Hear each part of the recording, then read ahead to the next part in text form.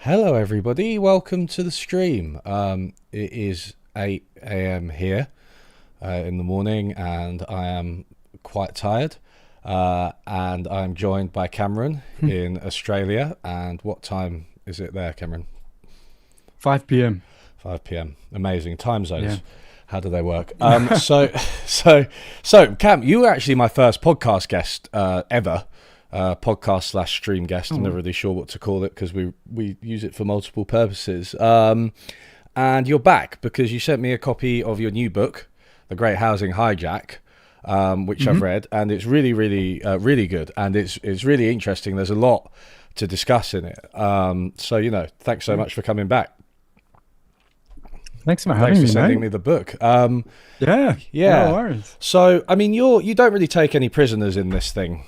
I think that's a fair way to summarize it. Would you say that's fair? Yeah, I think everyone cops a bit of honesty from my opinion on what sort of the vested interests that are sort of corrupting the debate. Even the academics who have a strong interest in um, you know getting paid to talk to each other and not really contribute to workable policy solutions. There's a lot of incentive in academia to go around in circles. So yeah, they cop it. The Yimbys cop it. The press cops it. The lobby groups cop it. But at the end of the day, I hope that when you read it, you saw that I did try and tie a clear thread through Mm. and offer a coherent way to understand the housing market. Did you get that? Did it work? Yeah. It's not just you relitigating arguments on Twitter, although it is that as well. But no, like look, you present a framework, a clear framework. You spend some time detailing it, the five different housing market equilibria.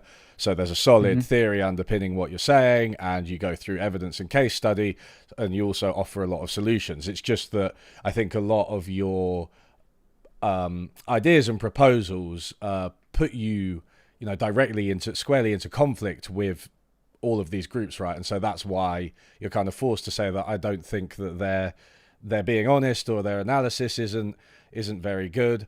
Hmm. I'll come back to the people who cop it in a bit, but let's start with the positive thing because your framework Hmm. is this five housing market equilibria, right? So Hmm. obviously, I don't think you're going to be able to detail all of them, all of the theories completely. There's a lot to take in there, but broadly, what's your thinking behind these, and where does it kind of fill the gap in the usual kind of analysis you see in housing? Yeah. Um, I probably could explain them all if you want. I don't know how much time we're going to have. Oh, honestly, please, But please. the issue is this. There are certain economic forces at play in housing markets and all asset markets, right? Um, if there is an arbitrage situation, buying low here and selling high there, that will get closed, right? That's one of the big insights of economics. A lot of the conversation around housing ignores some dimension where there is an arbitrage, right? So a lot of the conversation, for example, will be talking if we allow property owners to build denser, they will also build faster, ignoring that there's an arbitrage between building today and building tomorrow. And every property owner is making that trade off between, I don't want to build too many today because I've got to build some tomorrow. Mm. And the analogy I use is it doesn't matter how many apples you've got in the fridge, you're going to eat them as a sequence over time so that you're not going to eat 300 apples today, but you might eat 300 apples this year, Mm. one per day over the year, because you're trading off the benefit of having an extra apple today versus having one tomorrow. And that's true of property owners who build houses. So there's this dimension, and I call that the absorption rate, where there's a trade off between building faster or building slower, which is sort of equivalent to building today or building tomorrow. And if you overlook some of these dimensions, so that's one of them, and there are five, you're going to be sort of steered astray on your analysis, right? All of those conditions must be sort of factored in. So, for example, The first equilibrium is the asset price, right? The asset price of housing and of land. People will say, oh, well, a house costs what the land and construction costs is, right? So if construction costs go up, house prices go up. It's not exactly true, right? Because the value of the land input is the result of the arbitrage in asset markets, right? So you can take your asset, your land, and combine it with another asset, cash, and pay for construction, and end up with an asset called a developed home. Hmm. And the equilibrium requires that the land value is always the residual of the developed home asset price minus the construction cost, right? Because that's the equilibrium. If it wasn't, the land would be too cheap and the property owner could build and sell and make an abnormal gain. And if it was the opposite, um, no one would pay that for the land. So the price of housing comes from the asset market, right? Because we can take cash and swap it from different assets back into housing. The price of land falls out of that as well. And I think a lot of people just they're not thinking economically when it comes to housing. Many of them are thinking in accounting terms of an individual, right? And ignoring the economic effects across the market. So I think, yeah, offering these five equilibria is really just forcing people to be economically coherent or consistent in their reasoning about housing. And it sort of forces me to do it as well, right? Hmm. So, you've written books, you sort of write a book to test your own ideas and make yourself think logically and coherently. So that's probably sort of where it emerged from. But Mm. now there's a framework to sort of enforce in a conversation about housing economics some coherency. Yeah, yeah. I do think that when you write a book, it's kind of probably mostly for yourself, isn't it? And hopefully other people find it useful, and not in a selfish way. It's about working out your Yeah. ideas, right, and putting pen to paper. And I think you've done that. I mean, so let's just talk a little bit more about these equilibria, because I think, knowing Yep. you and knowing me, equilibrium can be a bit of a dirty word. We've both been very critical of like Yeah. neoclassical economics in the past. So I suppose in a way I was a little bit surprised that you led with this equilibrium discussion.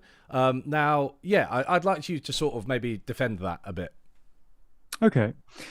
Yeah, I think, one of the big insights in economics is that people optimize. Hmm. And I think I would go even further. Okay, so let's get into the details here. Hmm. These equilibria, I argue, are emergent market outcomes. So you might not be a rational individual actor in the market who builds at this optimal rate to smooth out the perfect intertemporal, optimization, or build at the perfect density to maximize the return on any particular project. You might not be a good optimizer, but what's a good optimizer? Markets. Mm. Because if you don't optimize, you make less money than the guy who gets closer to the optimum, right? And so you go broke. The organization that's better at making those trade-offs succeeds because they've made more money than you have, Mm. right? And over time, there is a pressure in the market to sort of converge. Now, I'm not saying it's always an equilibrium, but if you want to understand the market, ignoring that there is this pressure doesn't make sense. So the example I use in the book is the queue at the supermarket Yep. checkout, right? And I make the case that, well, if there's two supermarket checkouts and one has a queue of two people and one has a queue of eight people, it's not an equilibrium Mm. because three of those people at the back can switch out of the eight queue and into the two queue, right? Because that trade is available, the market will automatically generate nearly an equilibrium. Not always, right? Some people Mm. will guess the wrong queue and it'll take too long. And so if I'm trying to understand supermarket checkout behavior as a policy question for how to design supermarkets, I have to acknowledge that when there's a queue, people are going to shuffle in so that all those queues are roughly equal length. And I can use length either in physical dimension, but probably in time, right? Because um, people will I've lost my sound. Oh, you look People will shift, okay. right? I'm going to just take these out. Cameron And can't, Cameron can't hear me. sorry, I'm just Everybody. going to put my, there we If you want go. to insult him, we can do it now. Oh no, he's back. Okay, so you can hear me now, right? Yep. Okay, cool. Yeah, yeah. So you know, it was. Yeah, I was a little bit surprised knowing you to see this equilibrium, but I think it really worked, to be honest, with you. Oh, thanks. Um, because, like you say, you identify these tendencies. So there's the asset market, right? Mm. Equilibrium, which is like people getting arbitrage opportunities through the value of the investment in land housing.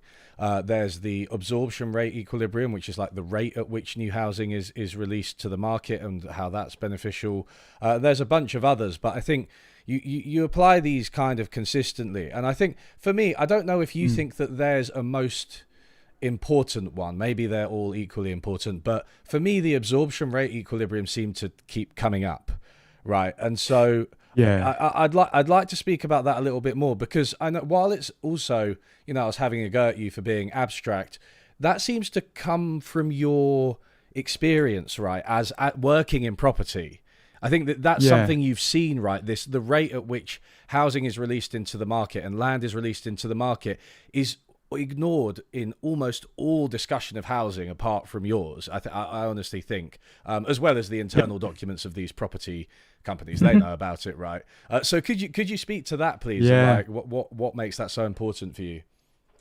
No worries. Is my sound okay? I think you sound fine, yeah. Okay, great. So, yeah, you're right. Probably, as you'd know, we've both critiqued some of the static models of economics Mm.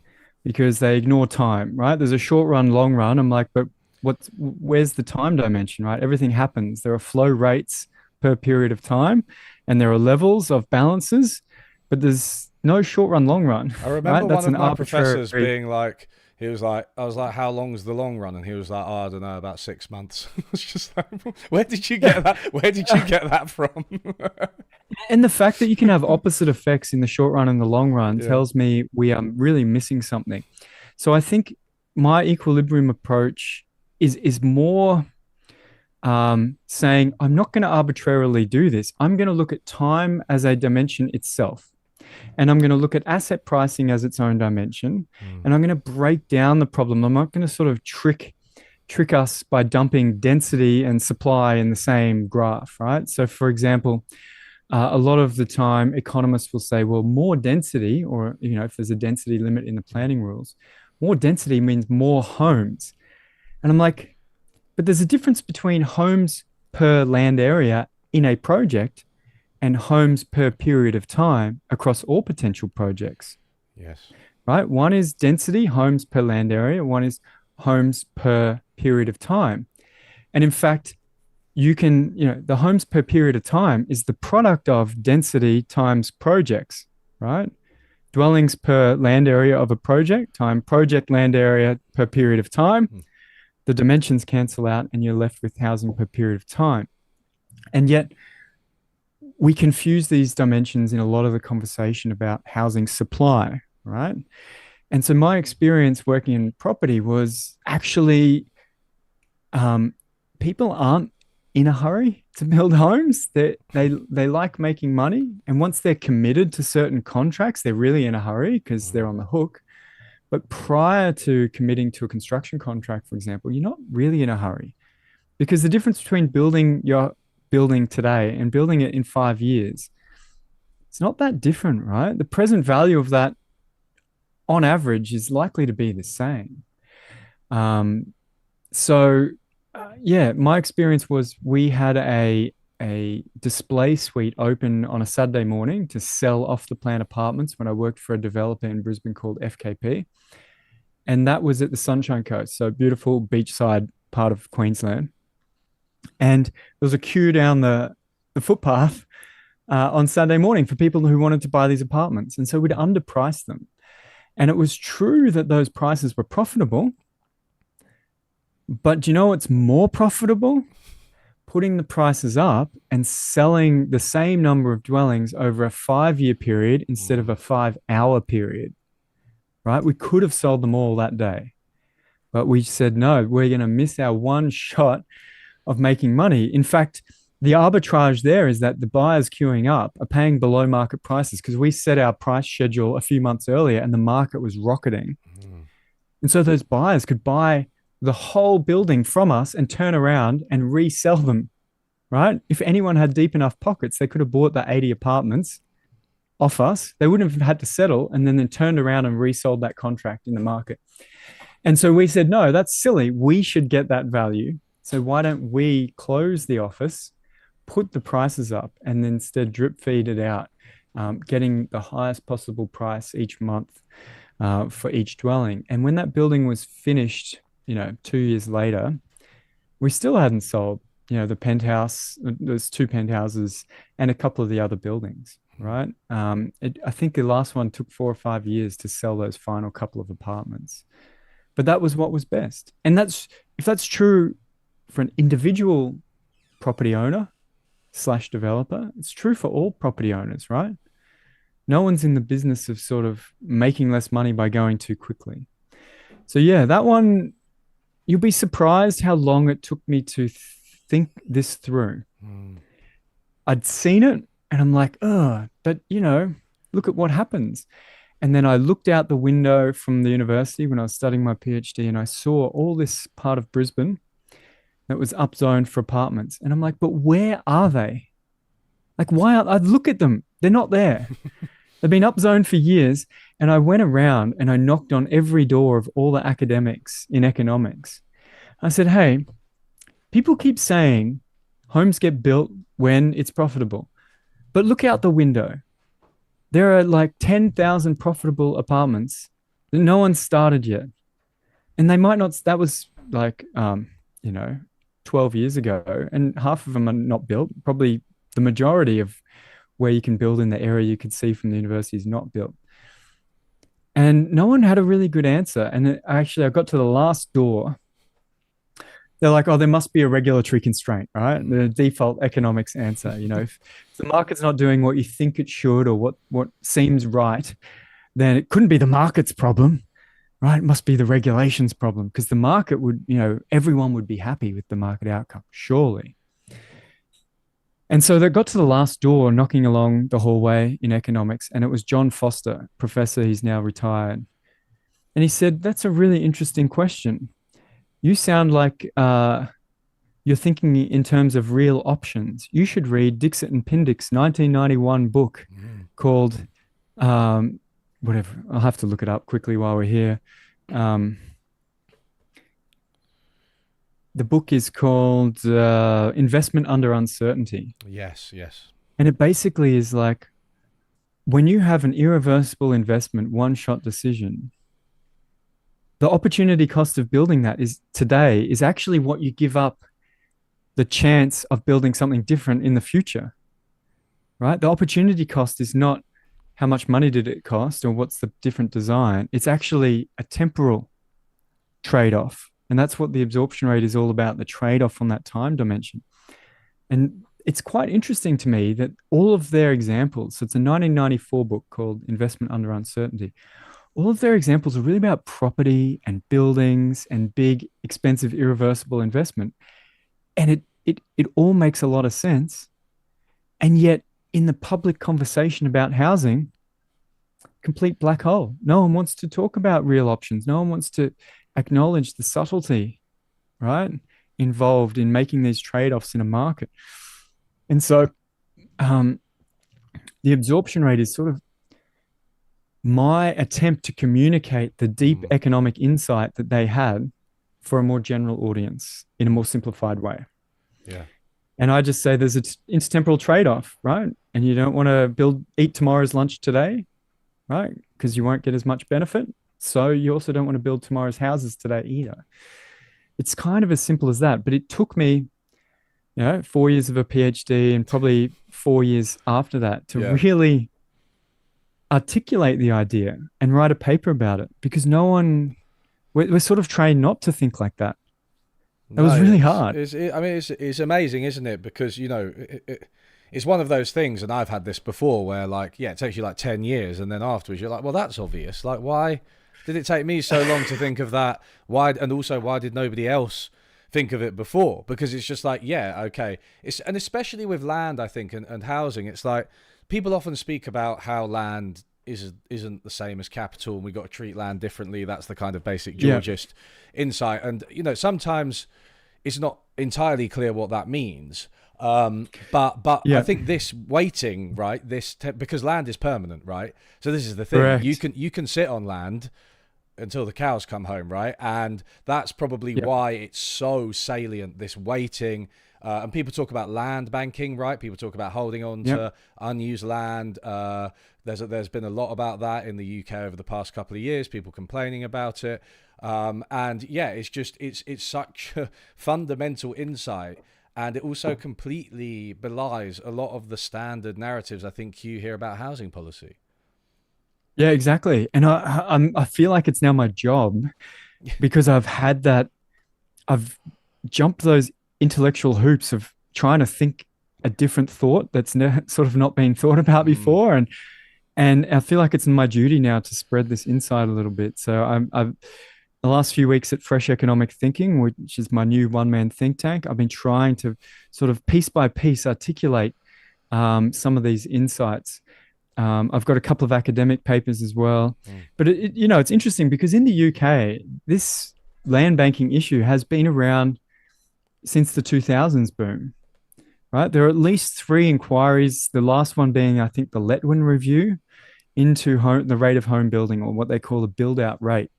And they kept saying, oh, why aren't we building faster? The planning system's sort of trying to, allow for this, or to foster these homes, but developers, are sort of pacing themselves. And so there was at least 3 parliamentary reviews in the UK about this problem, and they never quite jumped that sort of intellectual hurdle around maybe the static model that doesn't have time in it that you're trying to apply is the wrong one for thinking about a trade-off, an intertemporal trade-off. And in fact, I got a call from, it was called the Department of Innovation, or it had a funny name, the UK, it was like Department of New Ideas and Innovation. It was a random thing. They called me on the phone. I don't know how they got my number. That's such a funny department. I love those department names. Just Department of Good Things and Better Policy. Yeah. And they said, we've been tasked with finding examples around the world where cities have just deregulated the planning system and got cheap houses. And we've called a bunch of people and they didn't know. And someone said to call you. And I said, well, I don't know either. Maybe the reason is there aren't any examples, right? Maybe it's so hard for you to find because there aren't any. And this was years after the Letwin Review, which was years after the Barker Review, I think was the one before that, which was years after the previous one in the early 2000s. So it's this big sort of, some people would say it was written out of economics, this sort of the big insight that you get from sort of land economics, that land lasts forever, so there's no rush to build. People say that got sort of intentionally painted out of economics at the turn of the 20th century. Don't know how much merit there is to that, but it seems to have been the net result. But my point is, if you keep going back in time, you'll see the same issue come up every cycle, because the property market moves in cycles. There's 5 big cycles in the 1800s. And it was the biggest sort of political economy topic of why does capitalism boom and bust, right? It's a problem. And, that was intrinsically tied to land and land prices and the price cycle and the construction cycle on land. And anyway, the point I'm trying to get to is you can just keep going back in time and we keep having the same conversation. So, for example, you can go back to 1911 and New South Wales had its first inquiry into the rental prices in Sydney, right? And we had our first fair rental laws in 1915. You can go back to the sort of 1880s land boom in Victoria and all the issues that came up then. And in fact, you can go way back to 1836, right? And you've got to understand, the British only discovered Australia in 1770, right? And their first fleet came in 1788. So literally there's not a single white guy who has thought about housing markets until really the 1800s. And I think the first property title was like in 1815 or something in New South Wales, right? So this is very early days.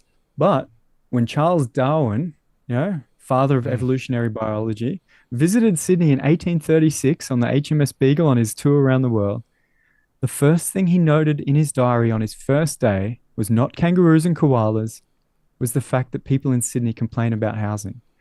I think I've memorized the quote. He wrote, "The number of homes recently built is truly surprising. Nevertheless, everyone complains of the high rents and difficulty in procuring a house." Right? 1836, Yeah. population of Sydney, 19,000. Was it the town planning regulations? Was the income taxes? What was it? Because we didn't have any of that, Mm. right? So this same conversation, we've had it continuously, basically for 200 years. This is And how I, you open the book, right? You talk about all of this, and it is just amazing how it's just the same. The yeah, debate's just the same for 200 years. I do find it amazing, and I think that's why it's called the Great Housing Hijack, right? I feel Mm. like the debate is constantly just hijacked, right? There's so little. I'm not saying housing the market is hijacked, but the conversation and the way we talk about it and our understanding is certainly hijacked. Because I would have thought if you'd thought hard about something for 200 years that's really important, you'd sort of know quite a lot. But I don't see much new today compared to when Charles Darwin was talking about it, or even the 1911 sort of fair rents review in Sydney. Mm. Um, and and so I talk about in the book all the different interest groups, property owners, the media, how really there's not really an incentive to understand this better. There's an incentive to sell newspapers. There's an incentive to get grants. There's an Mm. incentive to get rules rewritten in your favor if you're a property owner. Get infrastructure built to your area, not someone else's.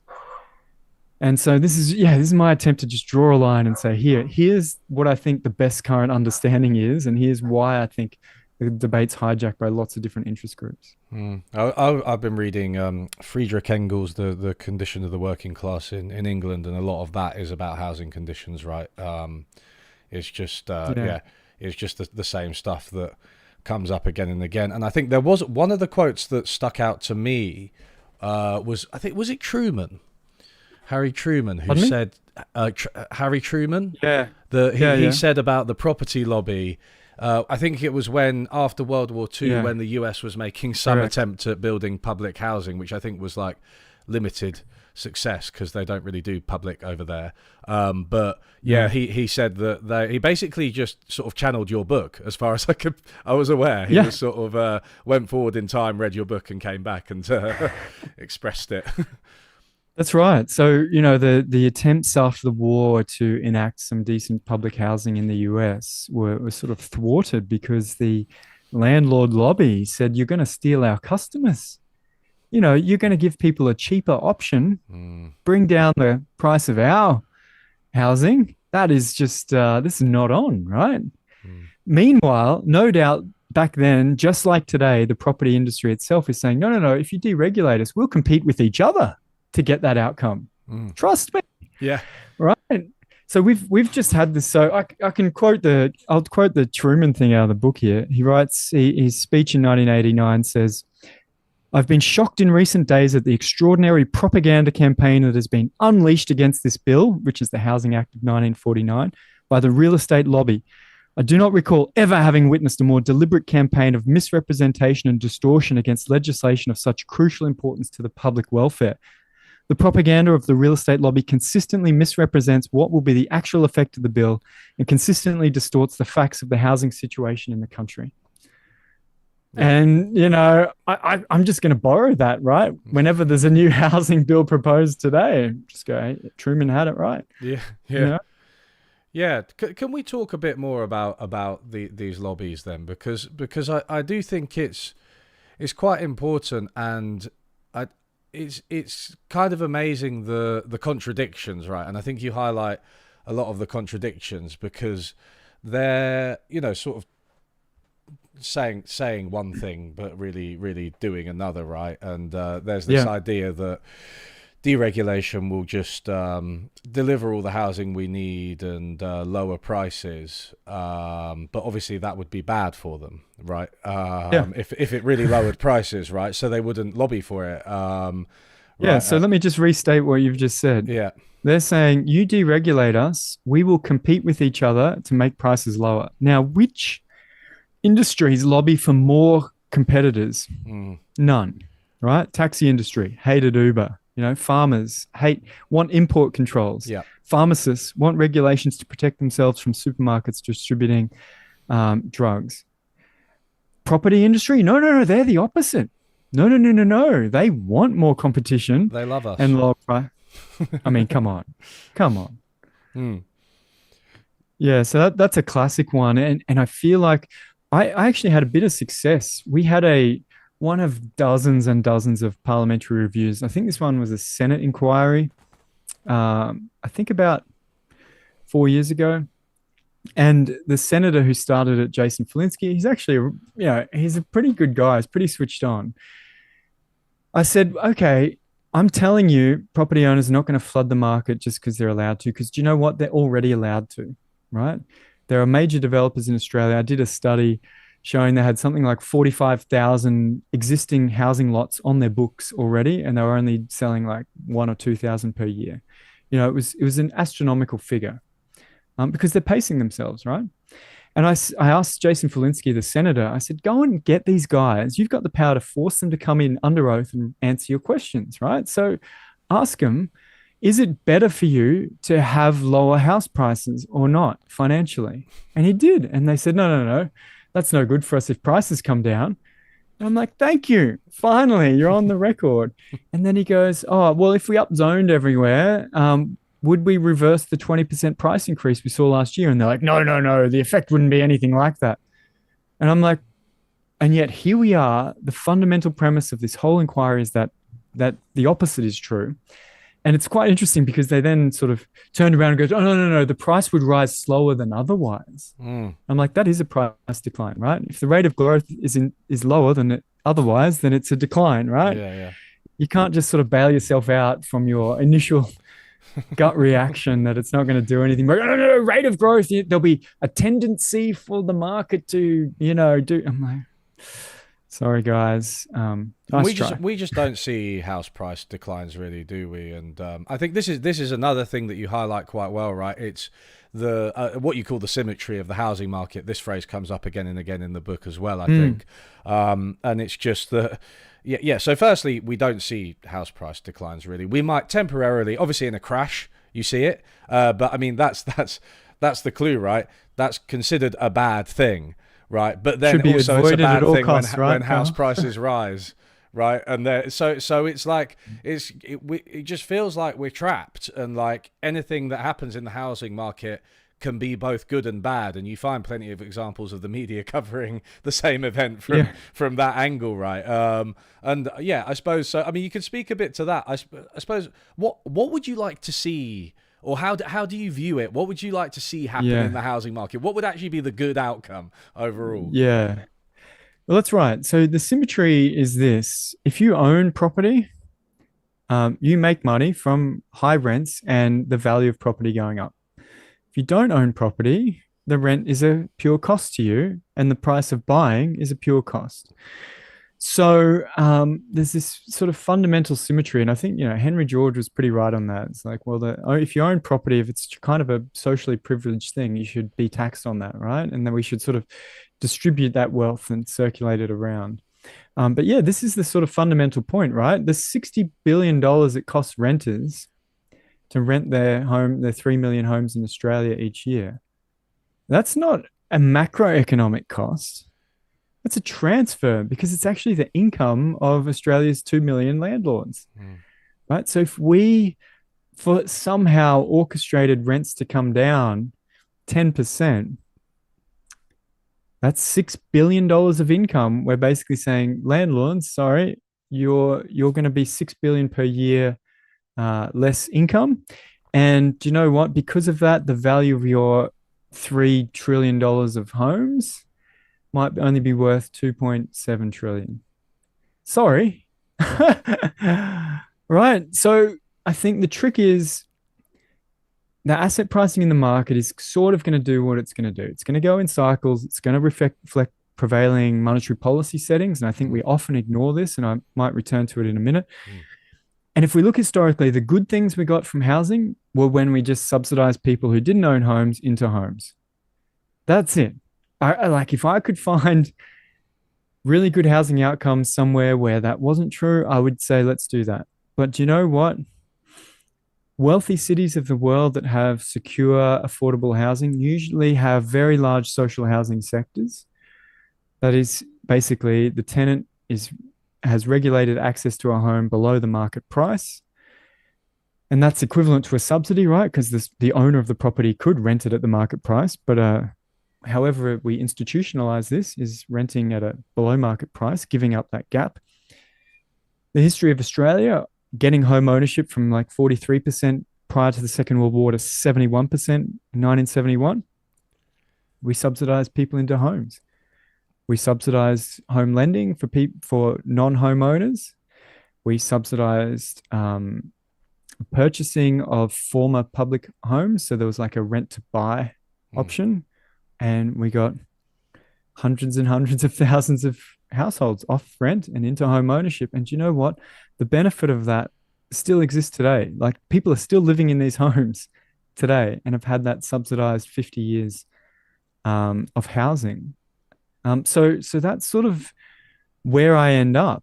And there's this sort of, I probably don't dwell on it much in the book, but there's this sort of, would you rather wipe trillions off everybody's home value, mm, or would you rather just subsidize a small sliver of non-homeowners into home ownership, or subsidize them into rental at a far, far lower cost, right? Because 67% of people own their own home, right?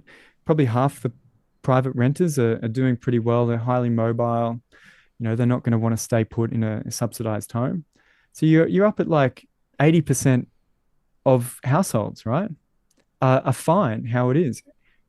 So I think better than picking a fight with them and trying to wipe trillions of value off their balance sheet through orchestrating whatever, just subsidize the small sliver who are missing out, mhm, right? Just like we used to come up with a reasonably fair system. I propose in the book Copy Singapore, right, which is a subsidized home ownership type of scheme, but it sort of limits how much gain you get because you have to resell into this parallel market. You can't just sell to any old, wealthy foreign billionaire or whatever. I've mm. proposed that.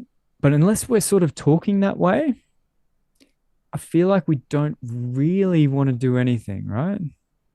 I think we're sort of tricking ourselves that there's some kind of win-win that avoids this symmetry. Mm, Houses will get cheaper and it won't wipe trillions of value off everyone's home or billions of income from the landlords. mm. And they'll be fine with it. Like how, right? So that's sort of where I end up. It's a tricky puzzle. And if you look historically, that's why the post World War II period and even the post World War One period in many places, which was sort of the first round of subsidized soldier housing in Australia, that was relatively successful for changing the sort of status quo in the housing market. Yeah, so I mean, this is what you call it, housemate, I think, in a with a Yeah. very very Aussie name. But it's you're sort of, I mean, so you're talking about subsidies then, and forgive me if I'm just a bit confused. Yeah. Also, there was a bit of chaos in chat, so I had to do some moderation. But the when you're talking about subsidizing, sometimes, and I'm sure you say this, like people say that subsidies to tenants can just sort of go straight to landlords and they don't necessarily help. But you're Mm. talking about basically subsidizing the housing itself and giving the housing itself away at low cost, right? Which is a bit different to that. Have I got that right? Correct, Yeah. correct. So it's not like cash payments to renters Right. that adds to their Yeah. income and lets them compete more with each other, and a portion of that goes to higher rents. Um, I'm not against giving low income households more money. Mm, mm, That's totally fine, but we do have a modern welfare state in Australia, and poor households do get supported with their mm, monetary incomes. And you know what? They still have to compete in the market, right? So if your city is growing, the rents are growing really fast, but your income's not, you're going to get left behind, even if you're supported financially, because just these other unequal trajectories in the market. So I think, providing the home provides the security and the subsidy that can't get sort of passed on. And I feel like that's a sort of important ingredient, right?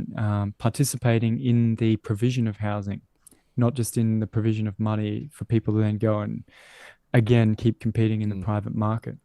And here's the funny thing, right? In Australia, uh, buying a home is considered the best thing ever to leverage into. Literally, I have this saying, Treasury has a magic suit. They put on their suit, and they go to work in Treasury and they say, oh, houses, that's a real expensive cost. If the state's going to build houses and own them, woo, wouldn't want to do that. It's going to cost the Treasury. Come home, take your suit off, get on the phone to your mortgage broker. Can I have another $1,000,000 for a house in Sydney? It's the best investment you can make. Nothing beats it. Yeah. Which is it? Is it the biggest cost imposition on the Treasury, or is it the greatest investment you can make in the country? Can't be both, right? And I think we've got to think about, well, why, we build and run public schools, public hospitals, public roads, public parks. No one says, oh, we shouldn't have parks.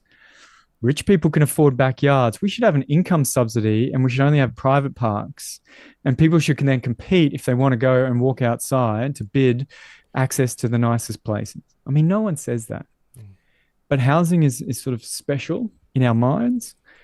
And we think that that's true. Whereas if you participate in the production side, the balance sheet of the Treasury will rise because housing is still an asset that goes up in value. So, for example, the Land and Housing Commission in New South Wales owns the stock of public housing. In 2012, its housing was worth something like $34 billion, right? Mm-hmm. In 2019, its housing was worth $52 billion. That's $18 billion it made for doing nothing but providing public housing. Yeah. Now, you people go, well, that's not real money. That's just on your balance sheet. I'm like, what do you think your investment fund is? It's just something on your balance sheet. It's not real money till you sell it either. Your Vanguard fund, you've got to sell it to make it, but you still think it's real money.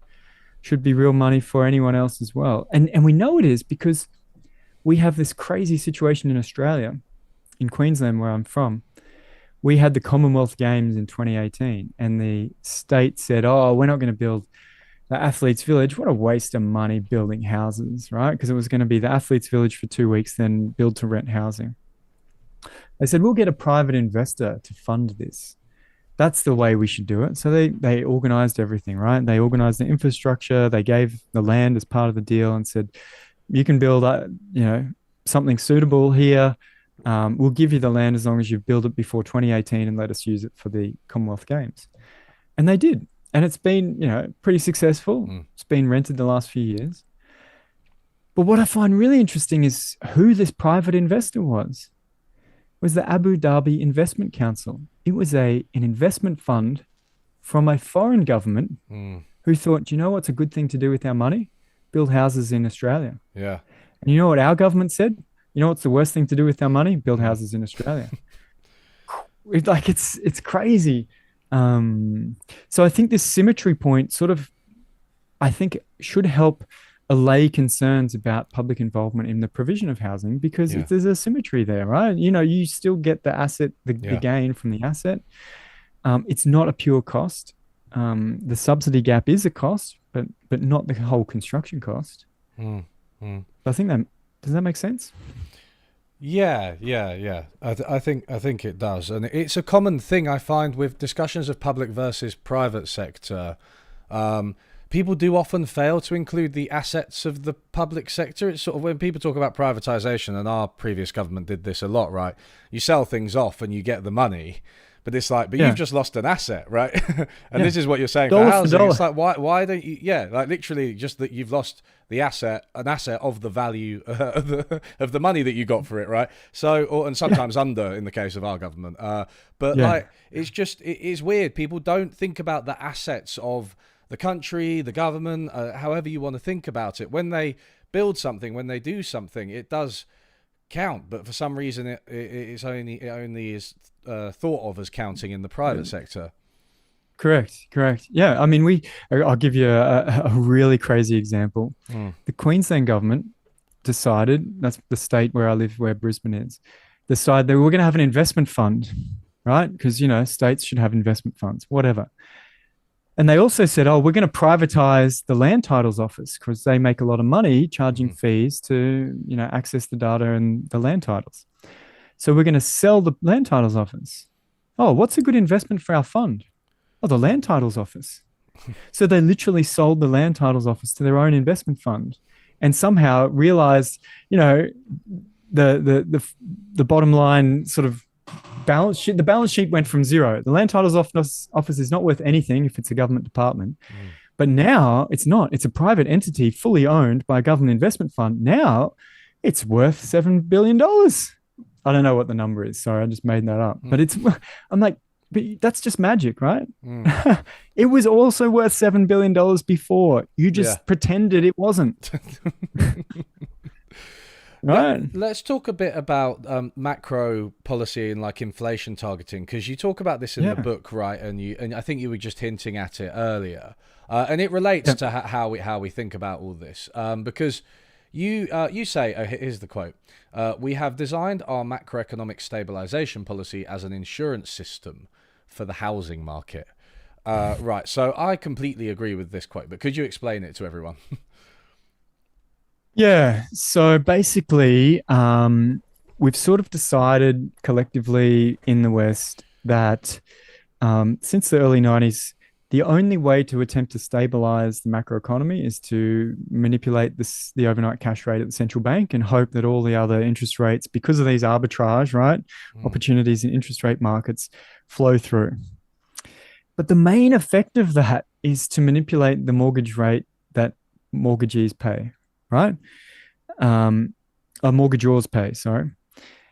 So, for example, Australia has something like $2 trillion of mortgages, and currently we're paying about 5 or 6% on that. But if the economy was going to do bad, right, we would drop the interest rates, and then we'd only be paying,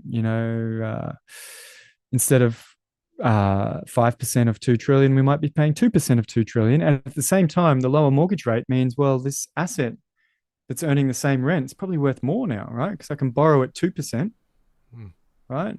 And buy this asset that's now returning 5%, right? So people are going to do that. They're going to borrow and they're going to arbitrage that asset. And so, yeah, we've got this strange situation like during COVID, pretty unusual sort of economic disruption. But what did we do? We subsidized homeowners, right? In Australia, we gave away more than $10 billion in subsidies to do home renovations. mm. We dropped interest rates, so we Yeah. saved mortgagors hundreds of billions of dollars in interest. And at the same time, that led to rising asset prices of housing, right? Because the asset price is somewhat inverse to the capitalization rate or the interest rate. And that happened globally. We had a huge housing boom because of our sort of attempts to stabilize the economy during COVID. The good thing, though, the flip side of that is that the independent central banks do seem to really care about inflation and try and reverse that, right? So the last couple of years, we've seen interest rates go back up globally in an attempt to make house prices lower and in an attempt to make people build fewer homes. Because you know what's bad for inflation? Everyone trying to build a home at the same time, right? So there is some, there's some value from the independence of central banks to actually push against that. And right, that politically people are like, no, high interest rates are bad for us. Please don't do that. But Yeah. but because the central banks are independent, they did it. However, now we got that outcome, right? Construction's falling in a lot of places. House prices are falling. You can see it in New Zealand and Canada. I think in the UK. So what are we doing? We're like, sorry guys, we actually need higher house prices again. That's the only thing that's going to save the economy from here. So it's a really bizarre sort of situation. I don't know how many better alternatives there are, but there are people out there now buying houses expecting the mortgage rate to fall in the next couple of years and the price to rise consequentially, right? consequently. Mm. So yeah, that's sort of how it works, right? If prices fall too much, we lower interest rates to get prices up again. That's the sort of insurance part of it. And at the same time, um, the lower interest rate sort of bails you out with your mortgage because you can refinance at a lower rate. Mm. Um, It's interesting that that's kind of it, it's actually kind of how monetary policy works. It's like the main way that the interest rate channel works, and I feel like mm, there's not enough. Say you open an economics textbook and you get the sort of interest rate policy. There's this idea that people are what you said earlier, that intertemporal maximizers, but literally, and it's sort of affecting everything. There's not yeah, really a direct acknowledgement that actually the mortgage channel, partly because yeah, mortgages are literally fixed to the base rate, right? That is the channel, right? The main channel through which, it's not the only one, but it's the main channel through which monetary policy operates, right? And yep, I think that just speaks to how what the big role that we've had housing play in our economy, right? Which you were just describing. It's just yeah, like it just seems to be connected to everything, right? It's connected to our monetary policy, our macroeconomic stabilization. It's a lot of yeah, people's form of like insurance and their pension, yep. effectively. And it seems to be just playing this outsized role in the economy, and when perhaps it really shouldn't. Perhaps we should find other ways of, we should have different levers that don't all go through housing. Yeah, look, it's hard to know. Mm, It's hard to stop people spending money on houses if that's what you want to spend money on, right? Like we're mm, richer than ever. Why shouldn't we spend more on bigger houses or living in a better location? Um, but yeah, you're right that it's sort of got this outsized political influence for mm, sure. Um, I'll grant you that. And let me just quickly touch on the mortgage transmission channel. I think the reason it doesn't have such large effects in other asset markets is because the other asset markets risk is such a big element, right? Like your house is not going to be worth zero, but most companies could be worth zero in the next 10 years, mm. right? So risk is very much higher. And so the Yeah. interest rate change is a small share of the risk buffer in other asset markets. But in housing, the interest rate changes are very large share, and we can also leverage a lot into housing. So the effect is going to be sort of scaled up in a low risk, high leverage market like housing and scaled down in other asset markets where risk is higher and there's less ability to leverage in. So that's why, the simple macro story is this changes intertemporal decisions evenly.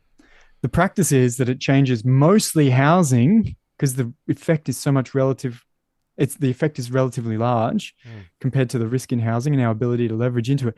And for lots of other business capital investment, the effect is really small because it's much bigger than consideration than the interest rate, the risk that it's actually a good investment and that there's a market for, expanding my business. mm. And so the interest rate effect is a small proportion. So I think that's the logic. Now, I don't know how you make housing less important. So let me just No, sort I of don't actually have any ideas there either, to be well, honest. here's the question I have, and maybe Yeah. this will help get us into this more deeply. So the second equilibrium I talk about in the book is the rental price equilibrium. So there's a lot of discussion in housing markets of rents should be lower, right?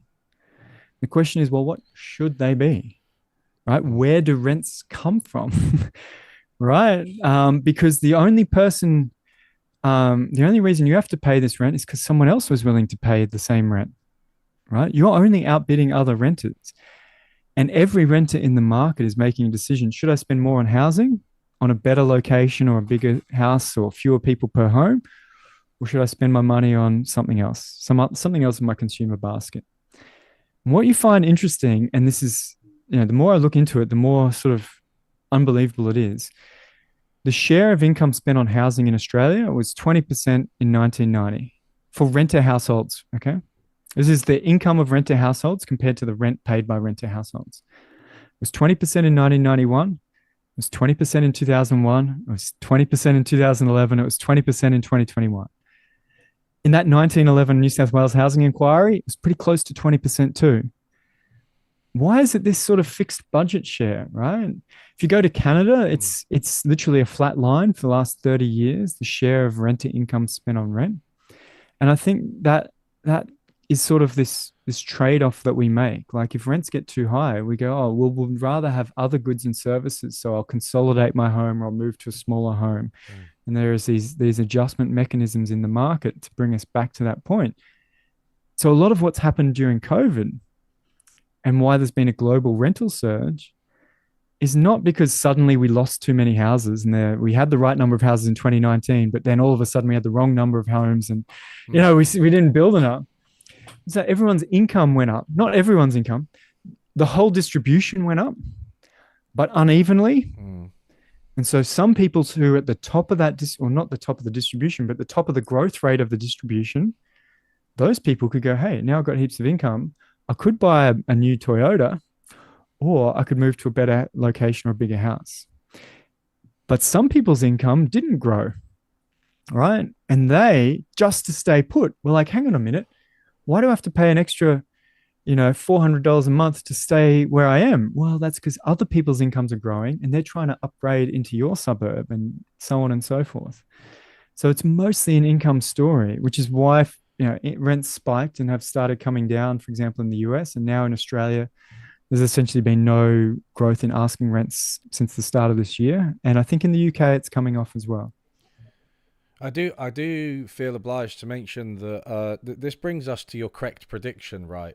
Which you which you mentioned in the book, right? Because you over COVID or after COVID, because you were so just to make it very clear to everybody, an economist making a correct prediction about the future is pretty rare, and even more so, I think, sometimes people make a correct prediction, but you're not really sure where they got it from. So you wonder if they were just lucky. But Yeah. clearly, this followed from your framework, right? So, I mean, this partly relates to what you were just saying. But could you talk us through this? Because for me, seeing that you made a correct prediction about what was going to happen in the housing market, regardless of where I might nitpick about the use of equilibrium or whatever, that kind of made me think, well, surely you're onto something, right? Thanks. Yeah. Yeah, I think you're totally right. You should hold people to their predictions. My worst one was underestimating the inflation pulse, but the fact that it was a temporary global pulse was right. Just it was kind of bit longer and a bit bigger than I I expected. think I think I was similar on that. I thought it Yeah, was transitory, but it didn't end. It went higher and didn't end as quickly as I thought. yeah, I think that's right. I think I underestimated the scale of the stimulus early on, and I've since done calculations of the amount of stimulus we pumped into the economy in Australia and elsewhere, and that was yeah, that was an error. The correct prediction was in May 2020. So this is Mhm. very early in COVID. The world's locked down. Everyone thinks it's going to be the next Great Recession, Great Depression, Mhm. whatever we want. And the banks in Australia were forecasting house prices to fall 30% nominally, right? And they're like, oh God, what if house prices fall 30%? We're going to need a bailout, basically, right? Mm. And so there's all this discussion, oh, house prices falling 30%. And I did a podcast on the 8th of May 2020, and I said, hey, it was called Bull versus Bear Housing Debate or something. And I said, look, here are all the reasons I think prices will go up. Firstly, historically, house prices aren't correlated with unemployment because people who are nearly unemployed aren't in the market for buying houses. So it's, there's no evidence historically there. Secondly, we've just made the price to rent money drop from sort of 4% to 2%. We've halved the price of money. Mm. So we could double the price of houses and still have the same sort of cost of borrowing. And I said, even if rents fall 10 or 15%, the size of this asset repricing effect is so much bigger that prices are much more likely to rise 20% than fall 20%. And the Mm. essential reasoning is the asset pricing effect is so much bigger than the potential decline in nominal rents. The asset pricing effect being from the lower interest rates.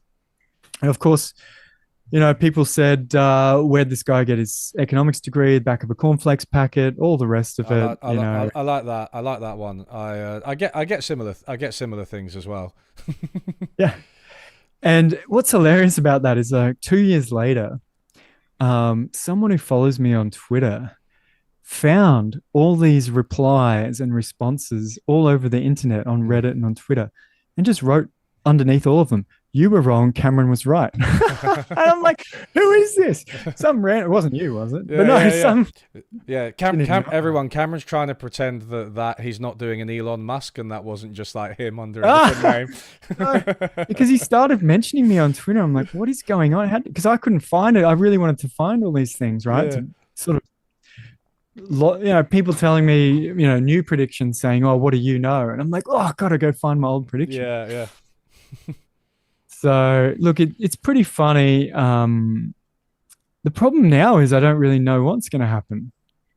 I suspect we'll have a bit of a building construction surge in the next couple of years in Australia. We've just had a big decline, and after it goes down, it usually goes up. So there's my logic. Mm. Interest rates are starting to go down in a lot of countries, and there's the pretty good historical correlation with declining interest rates and rising housing construction in Australia. Mm-hmm. Um, but price wise and nominally, and how much more inflation there is, or how central banks are going to react, no idea, unfortunately. Yeah, I wouldn't feel there's so much political stuff as well. I think with the US election and how significant that might be for the world, I wouldn't really feel very confident making a prediction about the global economy, the UK economy, the Australian, the US, whatever. At the moment, I have no idea. Yeah, there's just no one thing that's like clearly dominant and Mm, sort of being like, oh, even if there's a few other things, this is the main thing mm, that's going to happen. I can't even tell you that, right? Um, I do feel like a lot of people are expecting a huge house price correction, and I think it's going to be more narrow than many expect. Partly because we'll have fairly proactive monetary policy, but look, in Canada, there's already been a correction, and I think it's mostly over. New Zealand's already had a correction. Australia, not so much, but yields aren't particularly low in many cities, so there might be more of a correction in some cities like Brisbane and Adelaide, but less in Melbourne and Sydney. so do you Uh, think this might be a bit simplistic in a way, but do you think that Australia is in a housing bubble?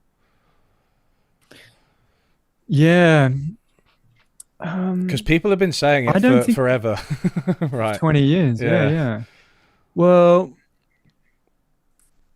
I would say I'm not going to buy a house right now. Okay. All right. All Okay, right. but in 2019, so in line with my 2020 prediction, 2019, I had an investment property. I sold it to buy a bigger place for us to live in.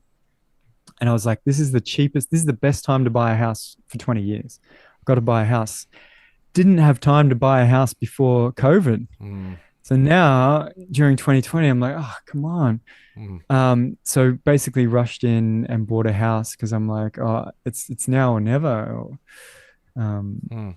so I did think it was a good time to buy then. I don't think it is now. But the degree to which it's a bubble is really, it's a relative thing. It's not really a nominal thing, right? Because we can bail out a bubble by putting interest rates to zero again, Mm. right? And now a price with a 5% gross yield, which is like the 5% of the asset price you get as rent per year, gross, minus some management and maintenance and everything, might be 3.5%, 4%.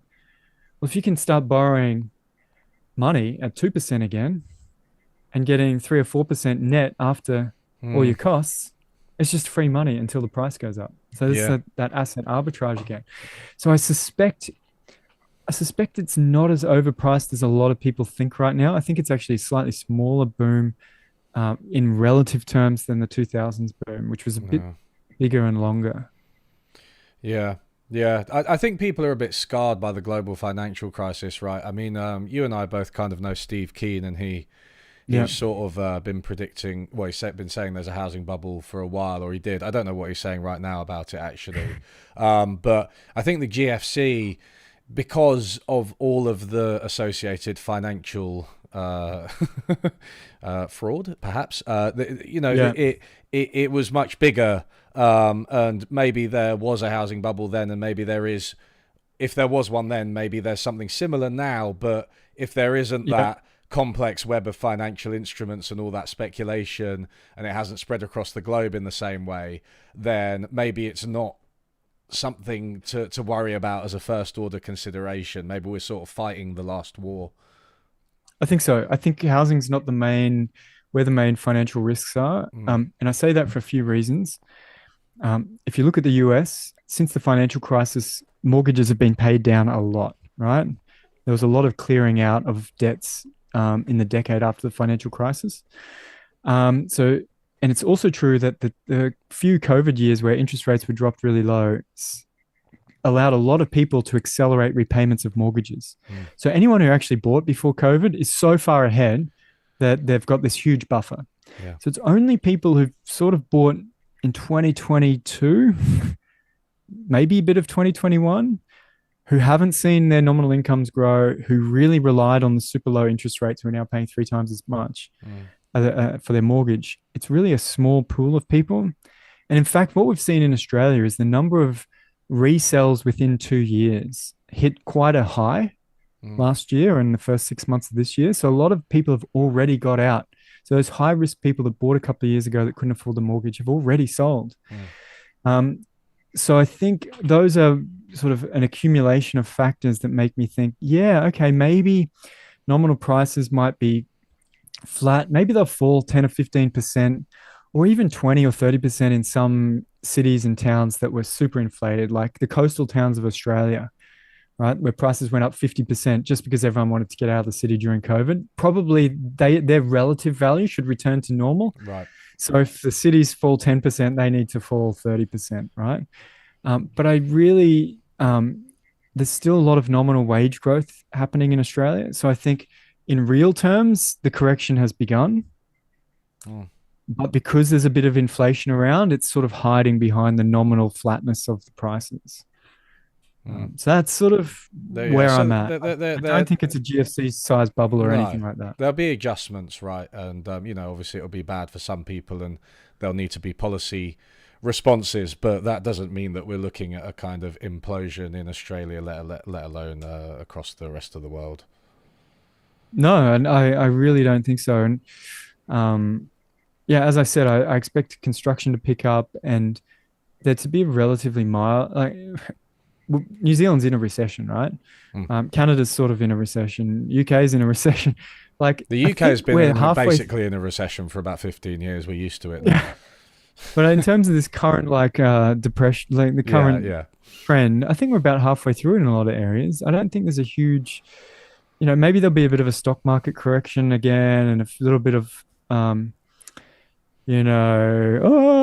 sky is falling. But I just don't see a financial crisis scale event.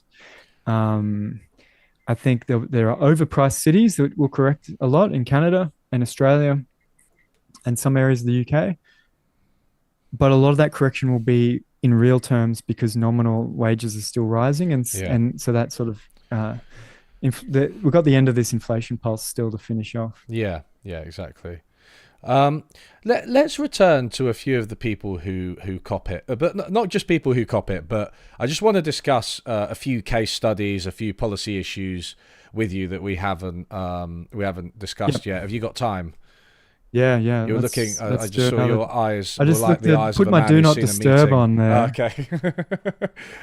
Yeah. So one of them that we didn't actually cover, which I found just really, really depressing, actually, was this letter somebody who worked in a homeless charity sent to you about how even that. So it's one thing for us to say property developers, they're not putting the interests of the people at heart. Like, okay, that's bad, but.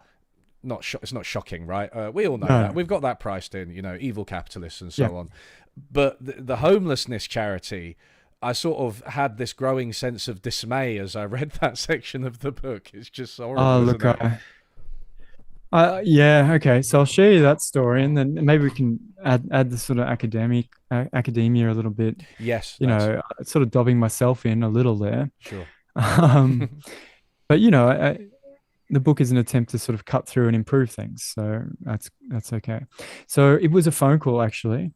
And I can't remember the lady's name, but she got my number from someone and I'd previously written a book, so my first book, Game of Mates, Mm. it's been republished as Rigged: How Networks of Mates Rip Off Everyday Australians. It's Uh, about grey corruption and political influence, right? it's really good, and I preferred Game of Mates, but I don't know, rebranding I is don't the, know. yeah. So that was self-published as Game of Mates, Right, and then the right. publisher's like, "Oh yeah, well, we're gonna have to change the title and blah blah blah." I Oh, don't care. Just whatever. pay me some money so I can rewrite it. In fact, I said no at first. I'm like, I don't want to revisit that, but it has been good because they published the next book, and Yeah, they're yeah. very happy. So anyway, and there's a funny thing, right? It's a credibility game. Oh, you got a fancy publisher, therefore you must be smart. I'm like, yeah, I'm not sure if that's how it works actually, but thanks.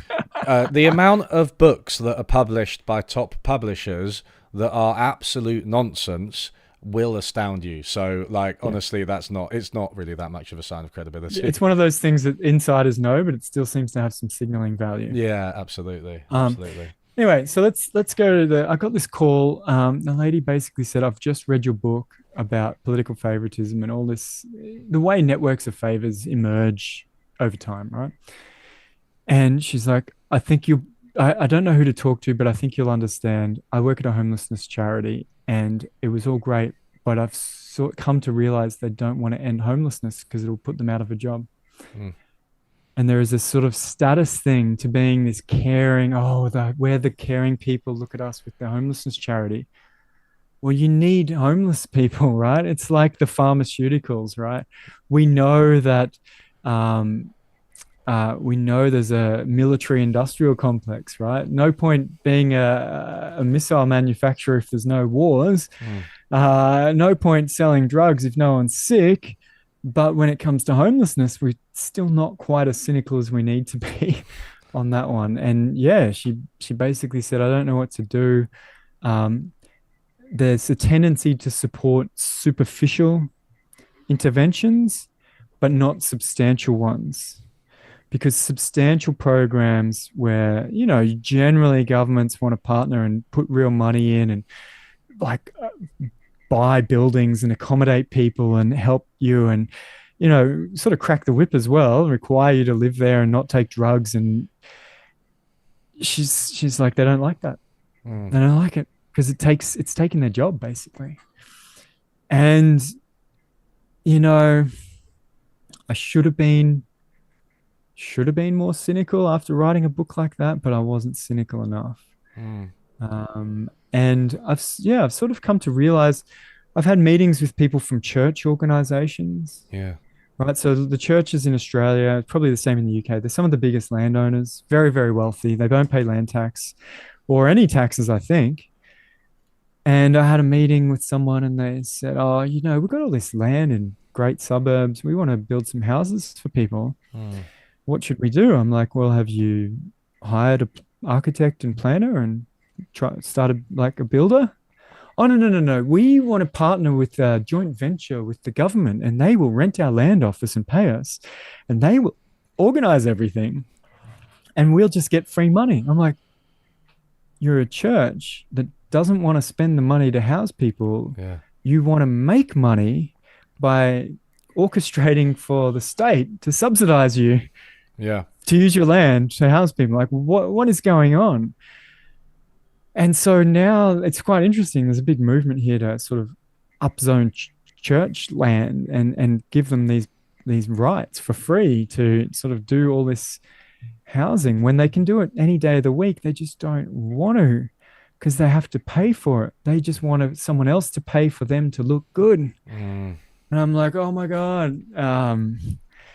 Yeah, so that didn't make it in the book, but Yeah, the church isn't in the sort of a book. That's typical interesting. example. Yeah, and it's worth saying, it's not about the people who inhabit these organisations necessarily. I mean, one of them, the woman who sent you the email, was working there and was disappointed, right? But it's just one of these organisational things where, in order for the organisation to exist, the problem has to continue to exist, right? And that's why they might surprisingly lobby against these solutions. And I just want to underscore again that we said this last time in the podcast we did last time.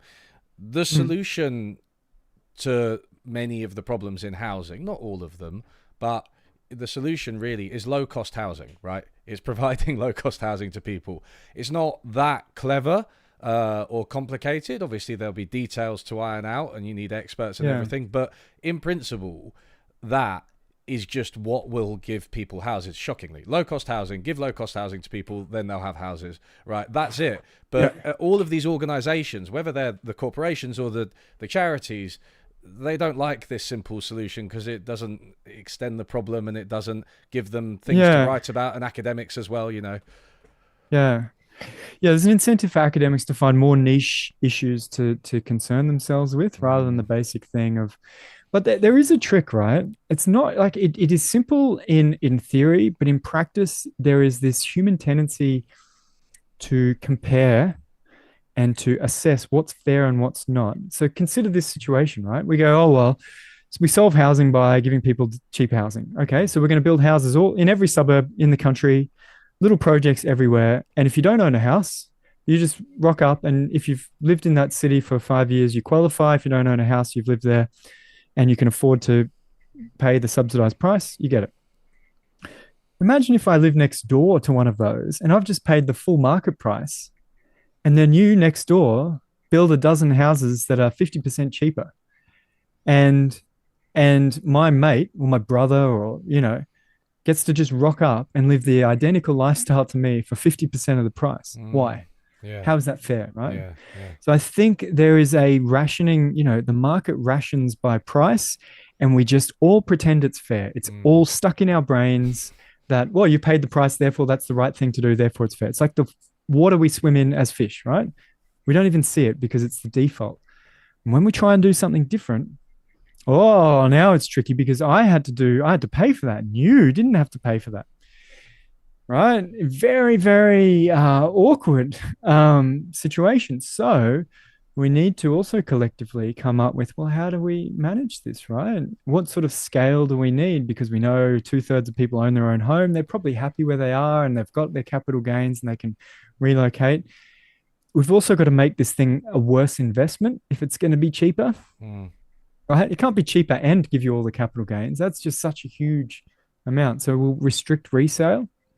That's what I propose. That's what Singapore does. It's got a parallel. So you can only resell to someone who can qualify to be in the subsidized housing, and that anchors the price. I think that's sensible, right? Because that means somebody can't just buy, you can't just flip it, right? You can't just go to the government. Oh, I need a low cost house, and then turn around and go to the estate agent and sell it at market price. Cash in. That's completely fair, I think. Take a few $100,000, live in Thailand for 20 years. No. Yeah, exactly. So in Singapore, they have 5-year mandatory occupancy. If you sell it, you can't buy back in for a certain number of years. You can't also, I don't know if you can buy private property. So there's lots of restrictions, but they've trial and errored this process for 50 years, right? We just go and ask. And I've spoken to them many times and they go, oh, we learned this lesson. We don't do that anymore. We do this now. Yeah. Okay. So it's simple in practice, but the political persuasion to say this is fair is very difficult. Like if you consider, and in the book I talk about, public schools. Before public schools, it was like, well, you're just telling me you're going to pay for any kid to go to school and build schools everywhere, and you're going to take customers from the religious schools. Yes. But it was a hard sell, right? Public health is a hard sell, right? You're basically saying you want to send the private insurers broke by giving everyone basically discounted public insurance in hospitals? Yes, we do. How is that fair? Well, sorry, it's fair. You can still voluntarily overpay for private health insurance. We have this big problem in Australia. The public health system is actually quite good. So young people won't take any private health insurance in addition. They just do everything public. That's what my situation as well. Like my kids are almost finished school and I'm like, the public health system is so good.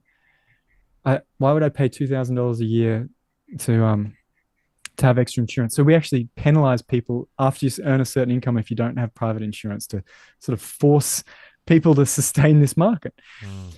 Anyway, so I talk in the book a lot about the history of that and how hard it was and how the doctors actually lobbied against having public health insurance, because they're like, no. You're going to only allow us to charge a regulated price. I want to, operate. I want to have my business in a fancy suburb where I can charge lots to these people. And you're saying, the next doctors in the public system are only going to be paid a salary. Oh, I don't know if that's fair. Mm. It was really hard. I mean, imagine today doctors lobbying against providing people cheap or free healthcare. But that's what they did. They did Yeah, it for decades. yeah, yeah. And then once it becomes baked in, people just accept it. And obviously you've got something very similar with the NHS, where it's we love the NHS in the UK, at least in in theory. In practice, we kind of underfund it and Yeah. mistreat the staff and stuff. But yeah, in principle, we love it, right? But yeah, I think it's just like, I guess you just need such a sustained political push to get this on the agenda. And then I think once it's on the agenda, it's just obvious to people, even if there might be a Yeah. bit of animosity and some problems to iron out. But there are Yeah. plenty of countries that have something like this. I mean, Finland is famous for doing it. I think Yep. Utah and a couple of American states have tried it, or cities, and Yep. Sweden, France have not a giveaway, but they have like a very strong mandate that you need low cost housing if you're going to develop privately. There's all of It's these something like things. 25% in France, right? Yeah, it's so high, Of and it's subsidized housing. they actually find the people that don't do it as well. Like and it's just Yeah. all of these things. And I think once people see that, it's good, even from a really narrow, selfish perspective. It's good to have people who aren't fewer homeless people. It's good to have neighborhoods that have a variety of different people in them, True. not Yeah. just sort of middle class yuppies or whatever. You know what I mean? Once Yeah. they realize all these things, and once you develop these neighborhoods and these communities, then Yeah. it's easier to defend. But getting it there Correct. in the first place is difficult, right? Yeah, change is hard. You're right. Once it's entrenched, it's hard to undermine it. There are some good signs. So, I'm talking about Queensland a lot because that's where I live, and there's a lot happening. And partly because we increased the royalties on coal and gas a couple of years ago, and so we got like $20 billion up our sleeves during the last mining boom Yeah. that we wouldn't have had. And so the state's actually doing some interesting stuff. Not only are they building social housing very quickly, they're buying from the markets. For example, there was a retirement village that an institutional investor was trying to sell, a completely empty, fully built retirement village with like 100 apartments. So the state just bought it, painted it, fixed everything up, and just started taking people off. What we have this thing called the social housing waiting list, and just started taking people off. And then they bought an empty hotel that was for sale. Some hotel institution didn't want to own it anymore, so the state just bought it, Yeah. tarted it up, and now there's 200 people living there Yeah. off the social housing waiting list. So, it's Amazing. sort of been amazing. Literally in 2 years, thousands and thousands of houses are just sort of appearing because we actually want to do it. Yeah. And I think the difference is we want to do it now because this government has an election and they've got plenty of money from royalties. They're like, this is a good thing. It's going to get us back. So they change their mind, and all of a sudden, good things happen. It's not a sort of Soviet style complete socialization, is it, as well? This is the thing, right? It kind of underpins, I mean, in the same way that I would think of, basic healthcare and basic education as kind of underpinning Yeah, activity in the private sector, or yeah, communities, or whatever. I would think of that kind of state intervention that's like the basic standard of living, the floor, right? That in yeah, other sectors, I think this is that for housing. So yeah. it's It not just holds socializing all everything up housing. to a certain level, Exactly, and so you can go exactly. above it, go nuts, go and It's spend your it's money on not being that better than this. radical. It's not that radical at all, in my opinion. I don't think it's radical. And what's interesting, and you would remember from the book, we had this famous liberal, which is our sort of right wing government, the sort of open markets side of politics. He Liberal founded the means liberal. something different to literally every individual. I think at this stage, it's Yeah, so yeah. confusing, isn't Yeah, it? every country has their own names, but Yeah, we'll yeah. call them the sort of right, more pro-market party. Okay, okay. And so his name's Robert Menzies. He was the prime minister twice, and he actually the second time had established the Liberal Party, right, his own party, and so he's thought of as the father of the political party.